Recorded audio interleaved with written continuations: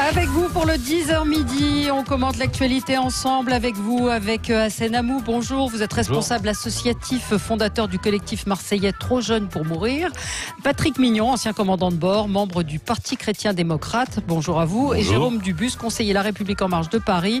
Non, vous n'êtes plus conseiller là. Si vous êtes toujours, 22, jusqu'au 22, oui, c'est ça, mais vous n'êtes plus. Valérie. Voilà, et président du groupe PPCI, les Parisiens progressistes, constructifs et indépendants. Oui, vous siégez toujours au Conseil de Paris.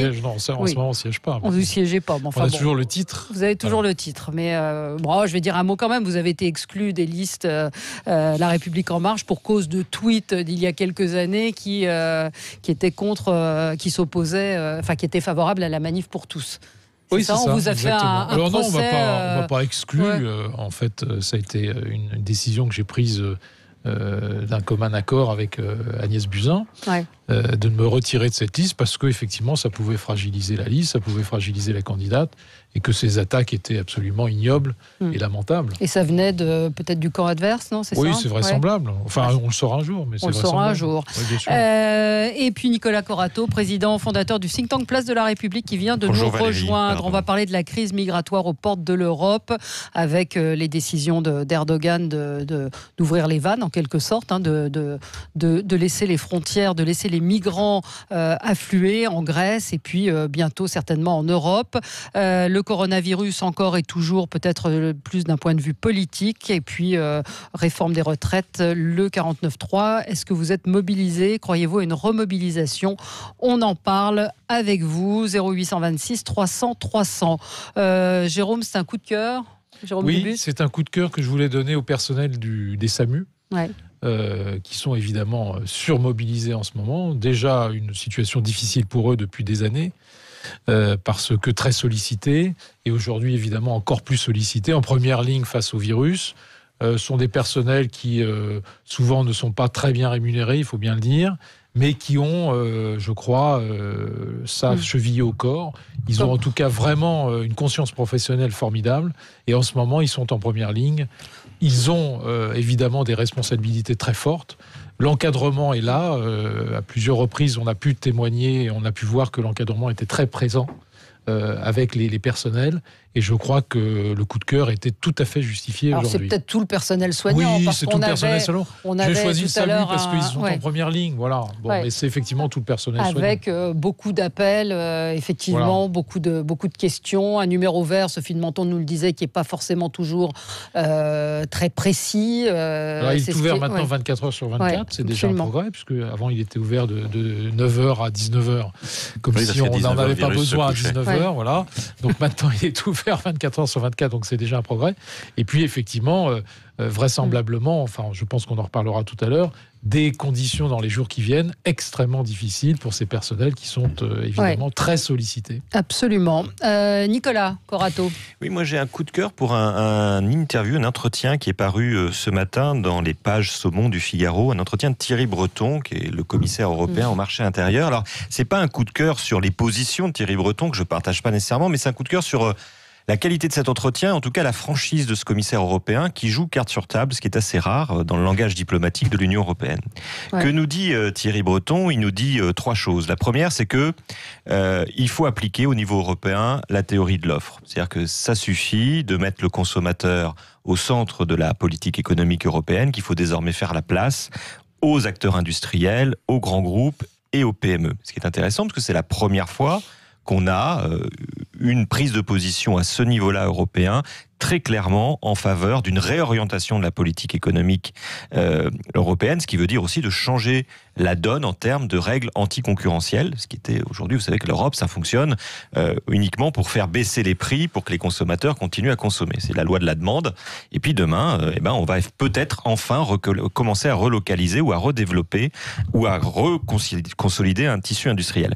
La deuxième chose qu'il nous dit, c'est que sur la guerre numérique, le choix de l'Europe doit se faire sur les données. Alors ça, c'est très intéressant. C'est-à-dire qu'il explique qu'il faut qu'on crée des géants et des bases de données géantes, de données publiques et de données privées en Europe.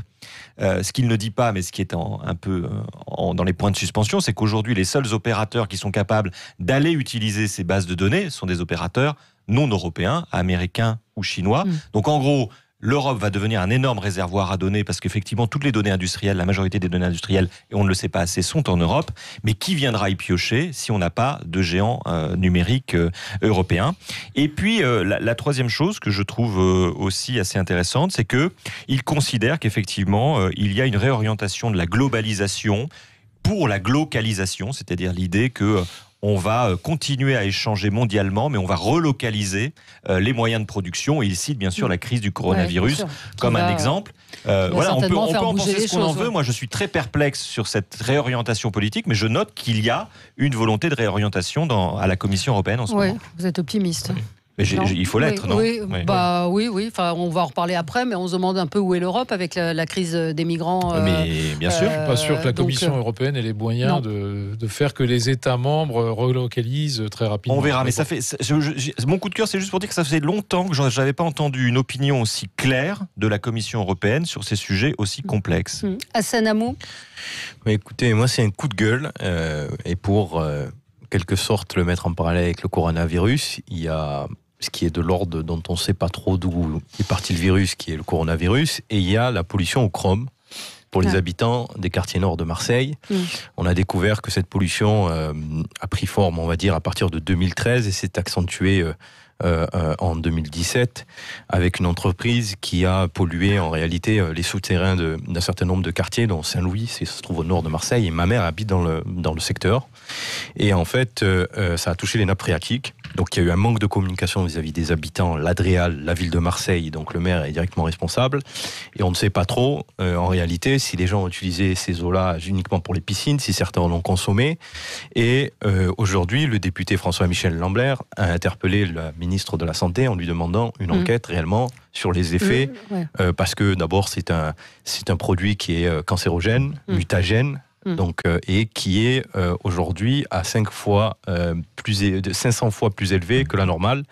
Donc en gros, il y a une vraie question et je trouve que le manque d'informations là sur ce coup-là... Il n'y a pas eu de réponse ? Il n'y a pas eu de réponse et le maire de Marseille, à mon grand regret, a botté en touche en faisant un mot d'esprit, on va dire ça comme ça, aux journalistes qui lui ont posé directement la question de savoir quelles dispositions il avait pris et comment se fait-il qu'il n'avait pas communiqué auprès de la population des quartiers nord ces éléments qui semblaient être quand même importants pour la santé de ces derniers. Il a fait une blague en disant qu'à Marseille on était généreux et que quand on a de l'argent et que des entreprises qui font gagner de l'argent à la ville, on le partage avec les pauvres. D'accord. Donc c'est une réponse à la Gaudin et puis les journalistes l'ont gentiment dit que c'était pas la réponse qu'ils attendaient, il a dit qu'il répondait ce qu'il voulait. Patrick Mignon, je vous donne la parole dans un instant. Moi, je voulais signaler une bizarrerie. Il y a plein de bizarreries dans ces municipales. Il y a un village, une commune de 3000 habitants qui n'a pas de candidat. C'est-à-dire qu'aujourd'hui... Elles sont nombreuses. Oui, il y en a un certain nombre découragés. Mais à Saint-Priest, en Rhône-Alpes, donc, les habitants ont pu voir un colistier qui aurait frappé un policier qui est en attente de jugement et qui est interdit de territoire. Il est sous contrôle judiciaire, il est interdit de territoire à Saint-Priest et il est candidat sur la liste France Insoumise. Donc je ne sais pas comment c'est possible. Normalement, son casier judiciaire, il n'a pas été condamné. Non, pas encore. Donc, si son casier judiciaire est vierge, effectivement, il peut être candidat. Il peut être candidat, après il peut ne pas participer à la campagne, puisqu'il en est empêché manifestement. Voilà, mais il peut être candidat. Il y participe, mais visiblement pas depuis sa commune. Mais je trouve que c'est quand même un truc, une bizarrerie pour le moins étonnante. Alors Patrick Mignon, votre oui, j'ai un coup de cœur. Je veux adresser des félicitations sincères pour le sans faute gouvernemental du week-end. Bon, d'accord, c'est ironique. C'est totalement ironique. Tout d'abord, la gestion de l'épidémie par la com. C'est pas comme s'il y avait des incohérences du style on autorise un match de foot avec 3000 Italiens et alors qu'on interdit un semi-marathon de Paris par ailleurs ou que les matchs de rugby sont reportés. Puis après, le coup du marché de Crépy-en-Valois, je ne sais pas si ça vous a motivé quand même. On ferme le matin même, alors que les commerçants sont déjà installés, le marché de Crépy-en-Valois, mais on laisse ouvert le supermarché qui est à côté. Donc moi, j'ai un conseil à donner au maire qui lui-même est atteint. C'est de rebaptiser son marché en plein air, super marché en plein air de Crépy, et comme ça, il pourra le garder ouvert certainement. Puis il y a également aussi un truc qui m'a beaucoup choqué, c'est la demande de contrôle des frontières qui a été faite par divers partis politiques et par divers responsables. Étonnement gouvernemental, mais alors ça les gêne pas de confiner par exemple des gens qui reviennent de Wuhan au centre de Carry-leur-Way. Alors que sont les barrières et les clôtures du centre de Carry-leur-Way, sinon des frontières d'une autre nature, même gardées militairement pour pas que les gens puissent sortir ou rentrer. Que sont des portes, des fenêtres d'appartements ou de chambres d'hôpital. Voilà. Donc cette notion de frontière, ils ont fait une question idéologique là-dessus qui m'a fort déplu parce qu'on prend les gens pour des idiots. Et je décerne, puisque c'est l'époque, le César de la meilleure comédie à Coronaville, dans laquelle joue Sibeth Ndiaye, qui a vraiment tenu un rôle fantastique, parce qu'elle a quand même dit quelque chose. La circulation des personnes aujourd'hui fait que la notion de frontière physique n'a pas de sens pour un virus. Elle a tout à fait raison, sauf que c'est pas ce qu'on lui demande. On demandait à contrôler des personnes et pas un virus. Donc, franchement, c'est prendre les gens pour des abrutis. Ça, c'est la première chose. Deuxième chose, il y a eu l'épisode... Il y a 3 petites choses. Ça va aller très vite. C'est toujours un coup de cœur. C'est toujours un coup de cœur. Non, c'est toujours la félicitation, Jérôme. L'épisode des retraites avec l'acte 49.3. J'utilise le mot acte à dessein. Dégainé en pleine crise du coronavirus, décidé au cours d'un conseil des ministres extraordinaire qui avait été convoqué pour traiter de la crise du virus, pardon. Alors là, César du meilleur scénario à Édouard Philippe et Emmanuel Macron pour leur film Duplicité. Bon, j'ai eu raison de m'inquiéter. Et puis, vous allez avoir raison de continuer. Dernier point, c'était quand même, ça c'est beaucoup plus sérieux, je crois qu'on en parle tout à l'heure, la guerre déclarée par la Turquie à la Syrie sur la frontière, et puis ensuite le problème des migrants au nord-ouest de la Turquie. La position de la France a été exprimée par Jean-Yves Le Drian. Je vais quand même vous citer le tweet qu'il a sorti. On va en reparler peut-être tout à l'heure, non ? Ouais, si vous voulez, mais bon, ça me paraît curieux. Vous avez oublié d'ajouter, restons sur le coronavirus, à Creil, les militaires, enfin les pilotes qui sont revenus, visiblement, les équipages qui n'ont pas été confinés pour le coup. Donc, alors ils n'ont pas été confinés, on me dit que c'est pas de là que c'est parti, j'ai une source interne, on me dit que c'est pas de là, sauf que c'est peut-être une version un peu naïve, je pense, de ça. Donc Jean-Yves Le Drian qui se permet de faire un communiqué, qui nous sort. Je me suis entretenu cet après-midi avec Mevlut Cavusoglu, qui est le ministre des Affaires étrangères turc. Il lui a exprimé les condoléances et la solidarité de la France avec la Turquie à la suite de l'attaque contre les forces turques en Syrie. Il dit même que les forces turques sont en Syrie, et ça choque personne. Alors moi je lui pose la question, je sais pas, on avait une position vis-à-vis des Kurdes qui nous ont un peu aidés quand même, et puis la souveraineté de la Syrie sur son territoire. Bon, on va en reparler. La souveraineté de la Syrie sur son territoire, depuis qu'il y a des militaires russes et que la couverture aérienne est faite par les militaires russes, excusez-moi, il n'y a plus de souveraineté syrienne. Patrick, on est obligé de marquer une pause, on continue, et puis, mais vous nous le direz au retour de cette pause, et puis nos autres débatteurs pourront peut-être avoir la parole et réagir à ce que vous venez de dire. À tout de suite. Avec vous jusqu'à midi pour commenter l'actualité. Vous retrouvez ensuite André Berkoff à midi. On va parler de la crise migratoire aux portes de l'Europe. Peut-être vous vouliez réagir à l'ironie de Patrick Mignon sur la gestion globale de la crise. Non, moi ce que je voulais dire, c'est qu'il y a bien longtemps que la souveraineté de la Syrie, c'est un gag. Plus personne n'y croit. Les troupes russes sont là depuis un certain nombre de mois. Elles ont assuré la protection du régime de Bachar el-Assad, notamment sur la protection aérienne.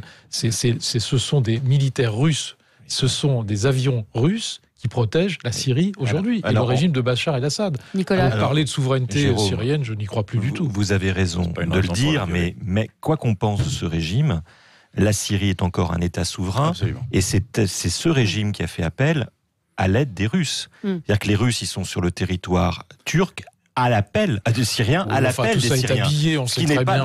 Non, attendez, c'est pas habillé. Parce que le problème, c'est que nous sommes allés, nous, les Occidentaux, frapper la Syrie, je le rappelle, sans aucun mandat de l'OTAN, de l'ONU, et la Turquie de même. C'est-à-dire qu'il y a un moment aussi où il faut faire attention, c'est pas la première fois qu'on le fait. Je vous rappelle que quand Poutine a repris la Crimée, il a cité comme précédent un certain nombre d'exemples, notamment la Libye, où les Occidentaux étaient allés frapper ou défaire un pays souverain sans mandat de l'ONU. Absolument. Donc il faut faire attention à cette histoire. La Syrie, et malgré les milices ce qu'on iraniennes pense, ont été aussi appelées par le régime syrien, mais officiellement. Malgré tout ce qu'on pense, attendez, les Russes, malgré tout ce qu'on pense du régime syrien, ont été appelés par un régime syrien qui est souverain. Et je pense qu'il faut faire attention à la confusion des gens. Les Turcs n'ont rien à faire en termes de droit international sur le territoire syrien. Je ne dis pas que les Turcs doivent envahir la Syrie, attention. Ouais. Je dis simplement que la souveraineté syrienne est bien mise à mal. Au-delà de la géopolitique, j'aimerais revenir un peu plus à l'aspect humain des choses. Ouais. Hier, on a vu des images, et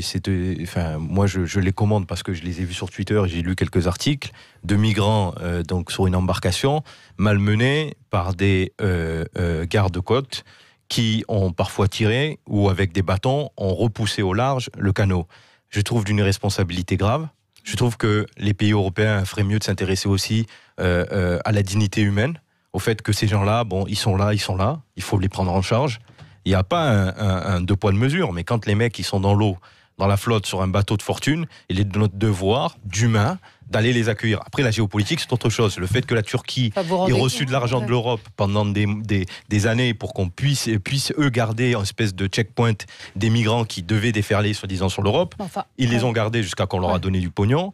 Après, je ne sais pas quelle a été la politique du suivi du gouvernement français, mais la vérité, c'est que le comportement des gardes-côtes de Grèce est pour moi irresponsable et inacceptable. Mais enfin là, vous êtes dans un studio assis tranquillement, etc. Vous êtes allé en Grèce, Nicolas Corato. Oui, je suis allé à Moria, à Lesbos. Oui. Vous avez vu la situation. Il n'y a pas de bonne solution ou de mauvaise solution. Oui, mais en fait, au départ, c'était une solution. Moi, je voudrais juste revenir sur ce qui se passe dans les îles grecques et aussi à la frontière.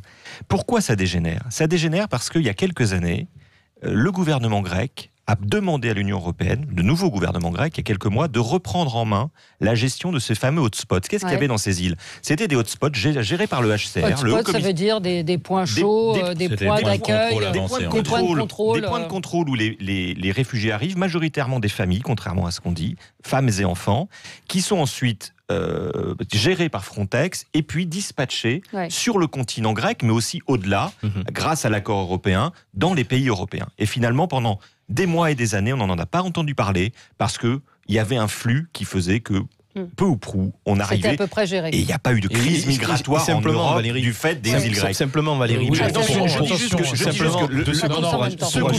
Ce gouvernement qui a changé il y a quelques mois a exigé de l'Europe de reprendre en main directement la gestion avec une nouvelle politique qui consistait à ne plus rapatrier un seul réfugié sur le continent, c'est-à-dire de les laisser dans ces îles et de faire de ces hotspots qui étaient des points de passage, des points en fait de fixation. Résultat, moi quand je suis allé à Moria, il y avait 16 000 personnes, femmes et enfants, dans un camp qui pouvait en accueillir 3 000. Aujourd'hui, il y en a 25 000. Et effectivement, la situation est en train de devenir explosive sur ces îles parce que vous pouvez pas, sur l'île de Lesbos, il y a 24 000 habitants, 22 000 réfugiés, il y a un moment où ça passe plus.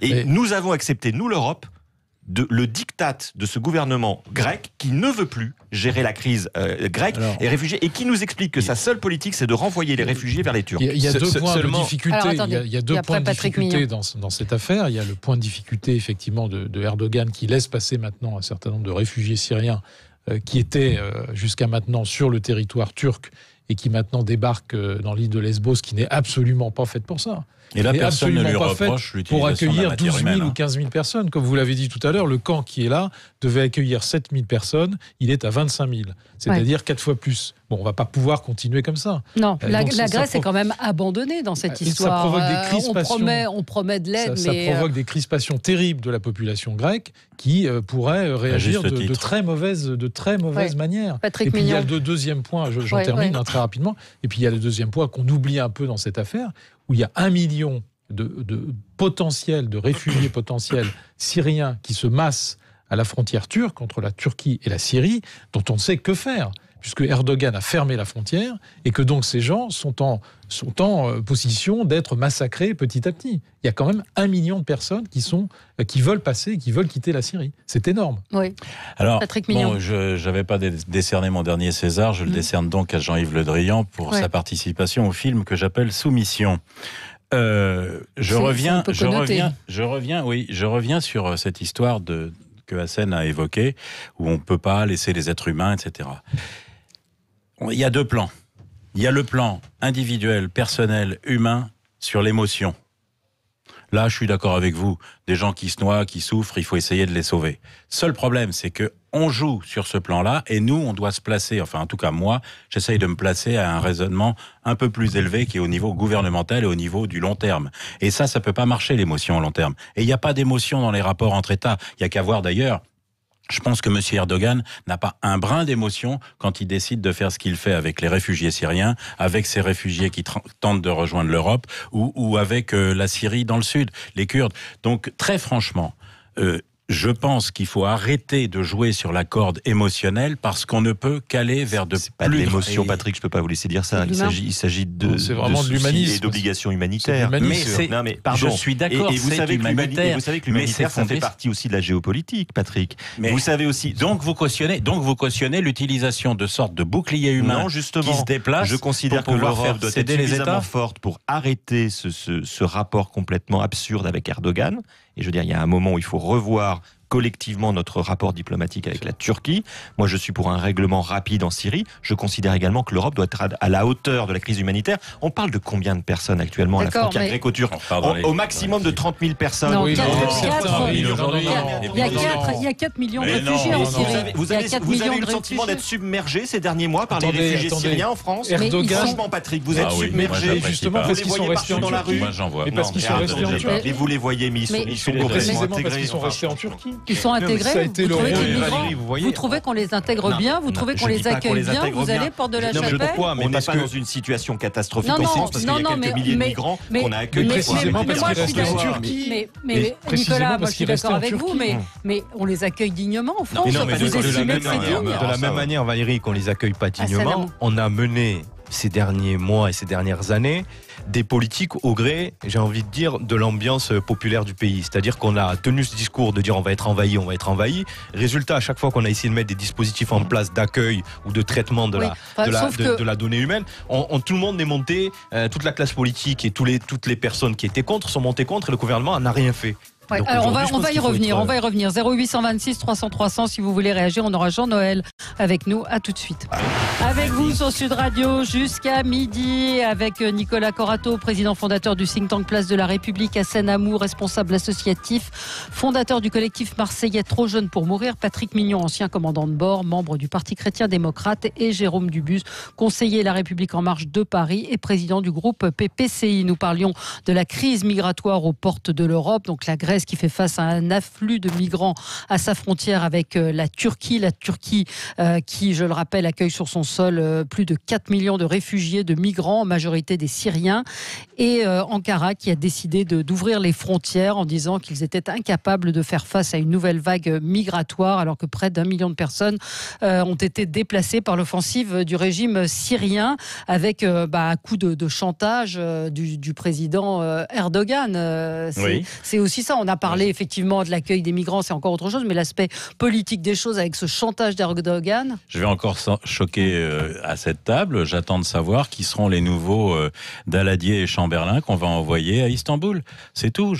On se retrouve dans la même situation que dans notre histoire, avec une personne, avec un néo-sultan qui n'a aucun respect de la vie humaine et qui s'en balance et qui, excusez-moi, oui, il fait appel à notre humanisme et à nos valeurs occidentales diverses, mais pourtant, pour lui, ça compte pas. C'est exactement la même chose que lorsqu'il y a eu par le passé l'utilisation par, je crois, Saddam Hussein de boucliers humains pour protéger les sites. Ouais. C'est le même principe qui dirige ça. Nous sommes de grandes démocraties capables, normalement. On est doté d'institutions. L'Union européenne, c'est pas rien, l'air de rien. On a des députés européens, on a des instances.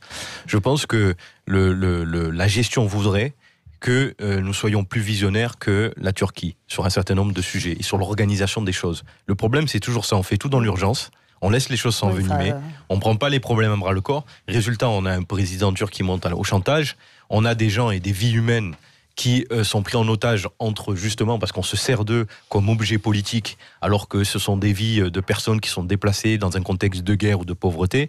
Moi, je pense que il faut que maintenant l'Europe joue pleinement son rôle et que les États aussi jouent leur rôle, parce que ce n'est pas normal, dans la discussion qu'on vient d'avoir, que les Grecs aient à gérer tout seuls l'afflux de migrants sans l'aide des autres pays. Mais il faut leur dire en même temps que l'humanité, la détresse humaine, c'est l'affaire de tous. Et on ne peut pas laisser les images telles qu'on les a vues hier sur les réseaux sociaux, c'est pas possible. Excusez-moi, mais mais ça c'est du yaka faucon, non? C'est du yaka faucon. Ce sont un peu des vœux pieux. On peut pas laisser ces images, on fait quoi? Ce sont des vœux pieux, ça. Je suis désolé, j'ai essayé d'être équilibré dans mon discours. Ça peut pas être des vœux pieux. Je dis voilà, d'un côté... Moi je trouve ça bien de rappeler des valeurs, parce que c'est ça qui nous fait vivre. D'accord, mais on ne fait que ça depuis le début de ce conflit, on ne fait que ça, rappeler des valeurs qui ne sont pas mises en application.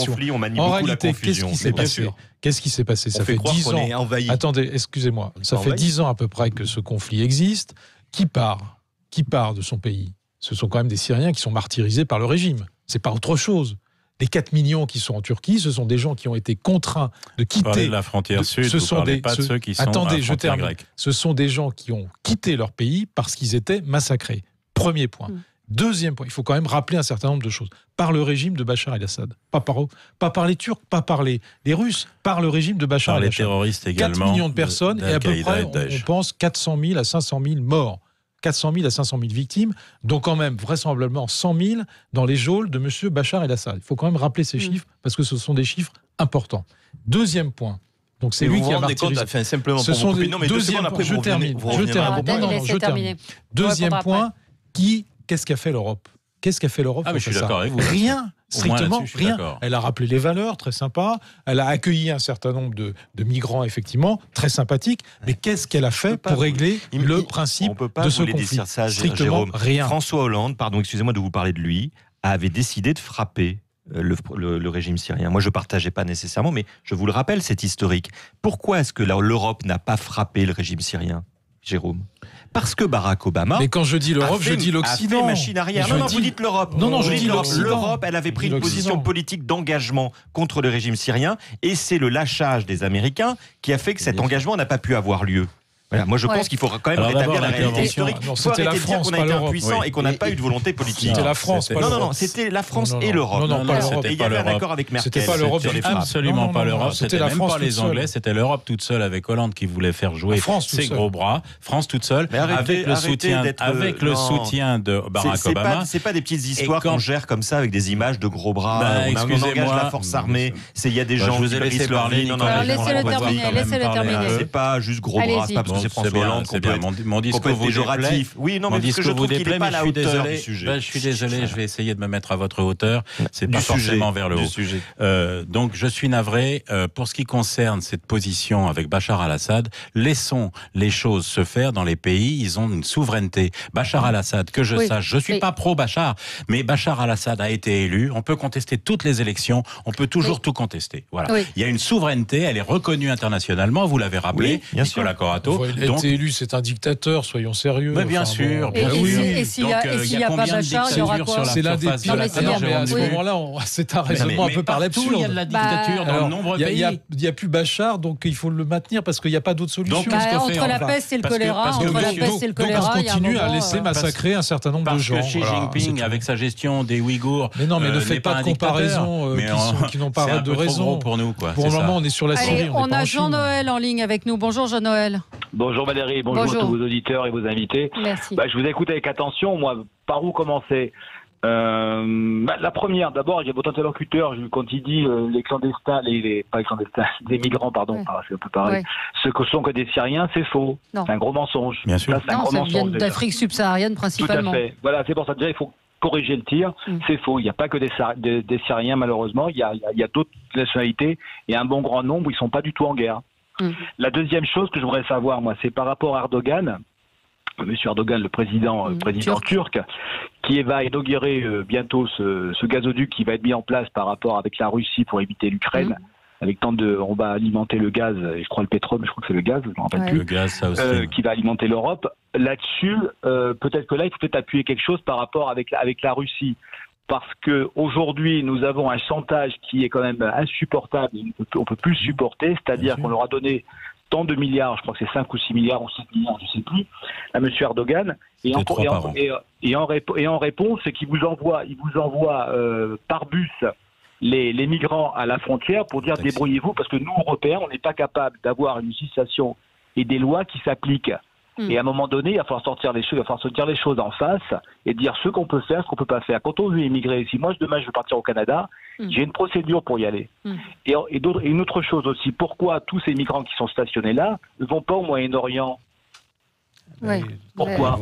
Vous m'accorderez quand même que quand vous voulez partir au Canada, vous le dites vous-même, c'est de votre souhait, c'est une envie que vous formulez. Ces gens-là viennent de théâtres de guerre. Ils sont massacrés, c'est une contrainte, ils doivent partir. Ils s'en vont, pas de gaieté de cœur. Donc la comparaison, excusez-moi, n'est absolument pas pertinente. Pour reprendre une expression de la guerre d'Algérie, c'est la valise ou le cercueil. Ce que dit Jean-Noël, c'est qu'il y a beaucoup de migrants qui ne viennent pas de Syrie, donc qui ne viennent pas de pays où ils sont. Mais c'est précisément parce que pendant 3 ou 4 ans, Erdogan les a maintenus chez lui avec les subsides de l'Europe. Sinon, on en aurait beaucoup plus. Mais ce sont des gens qui ne sont pas des réfugiés politiques à proprement parler. On ne sait pas, on les a pas qualifiés parce qu'on parle beaucoup des Afghans. Il y a un conflit en Afghanistan. Les Afghans, ils partent pas non plus de leur plein gré. On parle de l'Afrique subsaharienne comme si les gens qui venaient de l'Afrique subsaharienne ne subissaient pas de conflits, mais il y a des conflits très lourds. Enfin, je rappelle le Soudan, le Yémen. Mais la question, c'est comment on accepte ce chantage d'Erdogan et les conséquences qui vont en découler. Dans les camps de la porte d'Aubervilliers, de la porte de la Villette, 18e, 19e et 20e arrondissement de Paris, il y avait très peu de Syriens. Il n'y avait quasiment pas de Syriens. Ceux qui ont été démantelés il y a un mois, quasiment pas de Syriens. Et où est l'Europe dans tout ça ? Moi, j'entends Jérôme Dubu parler de la valise ou le cercueil. Je trouve ça un peu gonflé. Parce que dans le cas de la valise et du cercueil, c'est-à-dire la guerre d'Algérie, ceux à qui on proposait la valise ou le cercueil, c'était des citoyens français qui rentraient en France. Mais là, ce sont des citoyens syriens qui partent. C'est pas du tout la même. Parce qu'ils vont être massacrés. C'est un amalgame, un parallèle que je trouve pas totalement justifié et même plutôt désagréable. Par contre, excusez-moi, encore une fois, où est l'Europe quand on voit Madame Merkel qui décide toute seule d'accueillir et de lancer une pompe à 1,5 million, que par derrière ça lui pose des problèmes politiques énormes. Vous voulez pas voir la réalité de ce que pensent les gens. Vous êtes sur votre... excusez-moi, je vais être d'accord avec vous. Vous voyez plus. Je vais être d'accord avec vous sur le déni de l'Europe. Mais je suis d'accord avec vous. Vous êtes tellement haut que vous voyez pas les petites gens en bas. Patrick, ne sortez pas vos gros bras. J'ai pas de gros bras. Si, vous êtes bien baraqué. Pas du tout. Non, le sujet, moi je suis d'accord avec vous. Il n'y a pas d'Europe. Mais pourquoi il n'y a pas d'Europe ? Parce qu'il n'y a plus d'États-Unis. Parce qu'on ne sait plus. Non, mais pardon. Le vrai sujet aujourd'hui, c'est que l'Europe, sans les États-Unis, l'Europe délaissée par Trump, Trump qui ne veut plus s'occuper du Moyen-Orient, ça déstabilise complètement la politique étrangère des Européens. On ne sait pas faire sans les États-Unis. Ce qu'on apprend aujourd'hui, c'est qu'il va falloir faire sans. Alors en France, on a une tradition d'essayer de faire sans les États-Unis, que n'a pas l'Allemagne. Et le vrai problème qu'on a en Europe, c'est que le couple franco-allemand est complètement déstabilisé par le retrait diplomatique de Trump. Attendez, et ce sujet-là... Juste une petite correction, parce qu'on ne peut pas laisser dire ça. Vous avez dit tout à l'heure qu'Obama n'avait pas réagi lorsque Hollande lui avait demandé de l'aider sur la Syrie. Ça ne date pas de Trump, cette affaire. Mais le désengagement, il est quand même bien majeur. Regardez ce qui se passe en Afghanistan. Vous allez en avoir d'autres, des Afghans. Si les talibans reprennent le pouvoir en Afghanistan, il faut vous attendre à des millions d'Afghans. Syrien, il a à peu près 10 ans. Donald Trump est au pouvoir depuis 3 ans et demi. Son prédécesseur a une responsabilité majeure dans cette affaire parce qu'il avait pris parti de ne pas intervenir. Il faut bien dire, vous l'avez rappelé tout à l'heure. J'ai entendu plusieurs choses qui sont curieuses. Sur Trump. Vous parlez dans de cette couple affaire-là. franco-allemand. Il n'y a, et pour le côté allemand, ça a déjà été, aucun couple. J'ai encore dit un gros mot. Mais non, aucun couple. Mais non, aucun. Non, humanité, c'est pas un gros mot. C'est de la démagogie, ça. Il n'y a aucun couple franco-allemand, en tout cas dans la presse allemande. C'est éventuellement du partenariat et plutôt déséquilibré. Donc, qui avait la possibilité d'intervenir en Europe? Désolé, mais il n'y a pas de peuple européen. Vous voulez une. C'est pas le sujet. Vous avez parlé de réponse diplomatique européenne.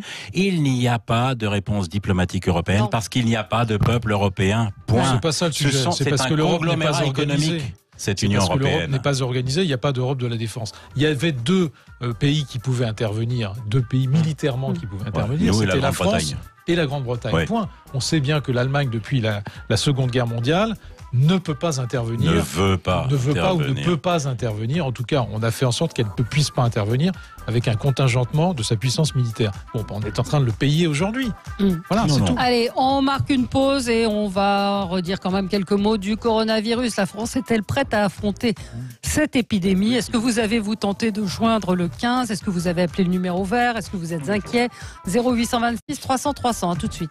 Avec vous jusqu'à midi, vous retrouverez ensuite André Berkoff, le ministre de la Santé. Olivier Véran a assuré que la France n'est pas encore en épidémie. On en a parlé au cours de la première heure, mais nous faisons face à une menace qui se rapproche. On a entendu les médecins qui trouvent que ça va pas assez vite et qu'il n'y a pas suffisamment de précautions qui ont été prises pour eux. Ils n'ont pas les moyens aujourd'hui de faire face à cette épidémie. Votre sentiment ? Alors vous, dans le sud, à Saint-Namou, vous dites que les gens sont plutôt cool. Dans le sud, ça marche un peu à la ralentie. Je pense que le virus, c'est pas le sujet premier à Marseille, par exemple. C'est le pastis. Non, mais à dire vrai, j'ai pris le TGV. Je parlais avec un contrôleur qui m'expliquait que, apparemment, quand il est arrivé à la direction à Gare de Lyon, des gens qui étaient sur le quai appartenant donc à la SNCF étaient très avertis des mesures, et eux, qui étaient personnels à bord, n'en savaient rien. Je lisais aussi quelques articles. J'ai l'impression que il y a la parole du gouvernement avec l'organisation de toutes les mesures à prendre pour éviter une épidémie, bien qu'elle va pas être, elle va certainement avoir lieu et dans les prochains jours augmenter certainement. Mais j'ai l'impression que je sais pas si la France est prête à faire comme a fait la Chine, par exemple, où aujourd'hui on s'aperçoit bien que leur économie est totalement à l'arrêt et qu'ils ont pris des mesures drastiques. Et tant bien que mal, ils ont plus de 2000 et quelques cas avec des décès. Tout autant là-bas. Donc moi je suis très observateur et comme le commun des mortels, je ne sais pas trop quoi penser de cette épidémie. On nous a dit que c'était extrêmement contagieux avec une atteinte parfois mortelle chez les gens les plus fragiles. Une mortalité de 2,3 pour l'instant. Mais moi, il y a des choses qui me surprennent. C'est ce que vous évoquiez tout à l'heure. Au début, mais quand j'entends qu'on autorise maintenant de nouveau les élèves qui sont allés en Italie à de nouveau aller dans leur collège ou dans leur lycée parce qu'ils sont dans un endroit où circule déjà le virus, j'ai l'impression que j'ai beaucoup de mal à comprendre ce genre de raisonnement, parce que ça veut dire qu'en fait, on rajoute de la contagion à la contagion. Si ça circule déjà, très bien, mais tenter de le limiter, même à l'intérieur, c'est peut-être bien. Alors, votre question était, est-ce que la France est prête pour le truc ? Moi, mon épouse est médecin, elle n'est pas du tout infectiologue ou dans cette partie-là, mais très sincèrement, ils n'ont même pas de masques de catégorie 1, les masques chirurgicaux, ceux qui étaient commandés par paquet, là. Donc, très franchement, je ne vois pas comment on peut bien réagir à cette épidémie.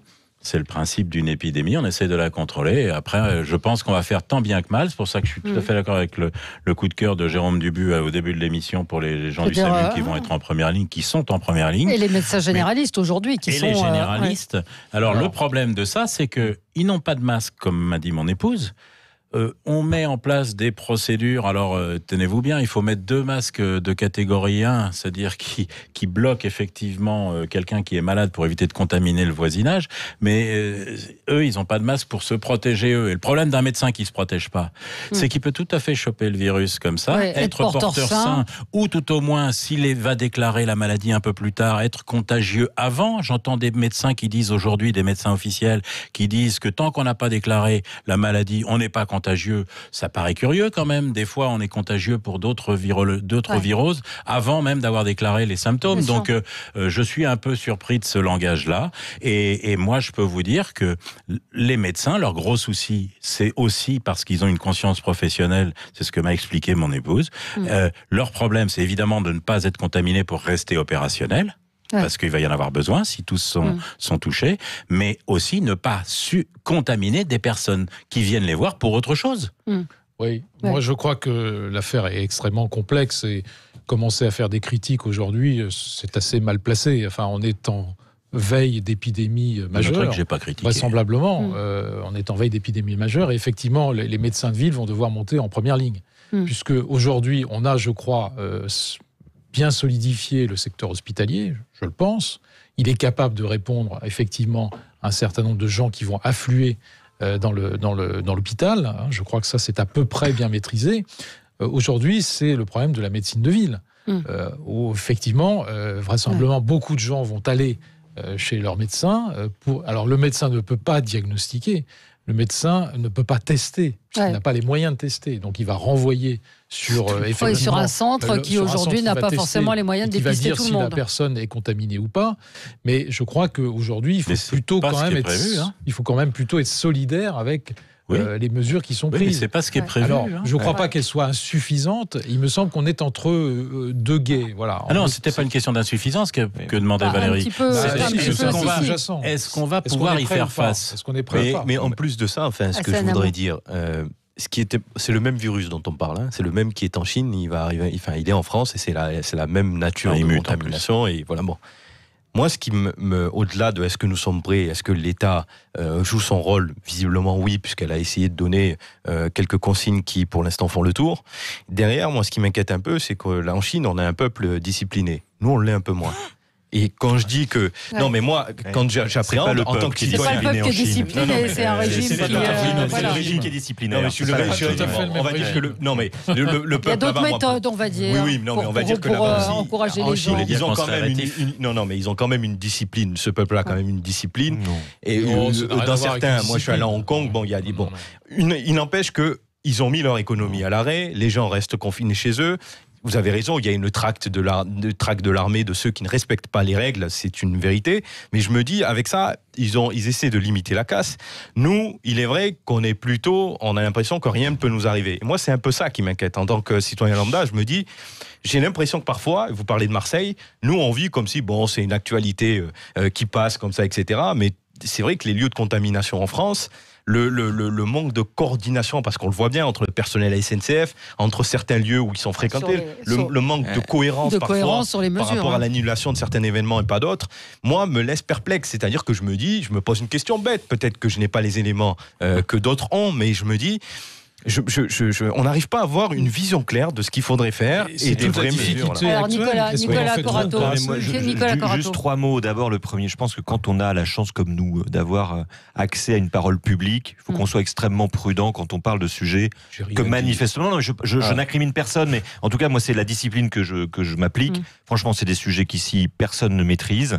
Et moi, j'ai envie de faire confiance à la parole publique, à la parole du gouvernement, parce qu'il y a un moment où ce genre de stress nationaux se gèrent collectivement avec des règles qu'on s'applique à tous.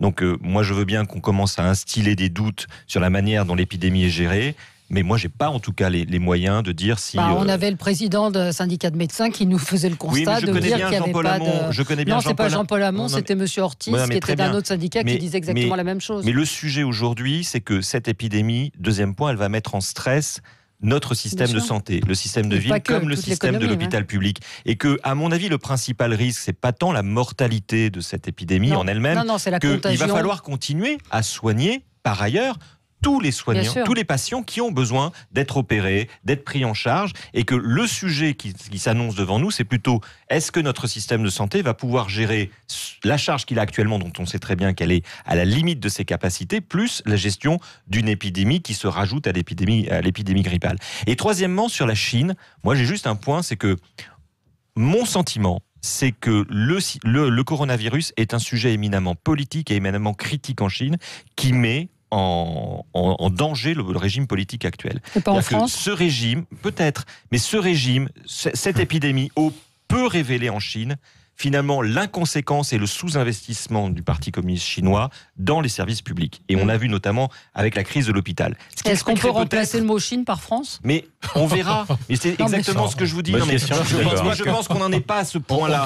On n'en est pas à ce point-là de sous-investissement. Quand vous écoutez les soignants, ils vous disent qu'ils sont quand même un peu au bout du rouleau. Vous avez vu l'intervention de ce médecin. Je suis le premier à les défendre. Je dis juste qu'il y a un problème éminemment politique en Chine qui ne se rencontrent pas dans les autres pays qui gèrent ou qui font face à cette épidémie. Regardez ce qui se passe au Japon, regardez la Corée du Sud avec 5000 cas. Non mais on est justement, très loin j'allais vous en parler. du Le président sud-coréen vient ce matin de s'excuser auprès du peuple coréen pour n'avoir pas anticipé suffisamment les mesures. Donc ça c'est de la com, Patrick. Oui, mais attendez, aussi bizarre que cela. Jérôme Dubus, c'est pour prendre un pierre. Quand vous remettez ça en perspective historique, ce qui est bizarre, c'est que des régimes qui paraissent extrêmement organisés, comme les régimes communistes, ne savent pas gérer les crises. C'est pas spécifique à la Chine. Regardez Tchernobyl avec l'URSS, ça a été quasiment la fin du régime. Ça a été la goutte d'eau qui a fait, si je puis dire, déborder le vase, et ça a provoqué une accélération de la fin du régime. Les régimes communistes qui semblent extrêmement bien organisés, extrêmement militarisés, extrêmement où la puissance publique est très forte, ne savent pas. Vous avez raison, parce que le régime communiste de base est un régime de providence, un peu comme nous avons, nous aussi, un régime dit providentiel, un système providentiel. Et si on met en cause, en doute, cette providence et cette capacité du régime à conserver l'assistance globale pour l'ensemble des citoyens, effectivement, il est touché au cœur de son existence, plus pour les communistes que pour le reste. On a Pierre qui voulait réagir. Bonjour Pierre. Bonjour. Oui, je crois que je voulais ouvrir le débat, sachant que, d'après moi, nous sommes impuissants devant une pandémie à venir. Sachant que la production de médicaments se fait essentiellement à l'étranger. Alors imaginons demain un dictateur qui prend le pouvoir en Chine et qui décide de sacrifier l'Europe pendant une pandémie. Il bloque les frontières chinoises et les médicaments ne sont plus exportés. Et nous tombons au fond comme des mouches, comme au XVIe siècle, lorsque les villes étaient assiégées pendant les guerres de religion. Je ne sais pas si vous vous souvenez de cette époque.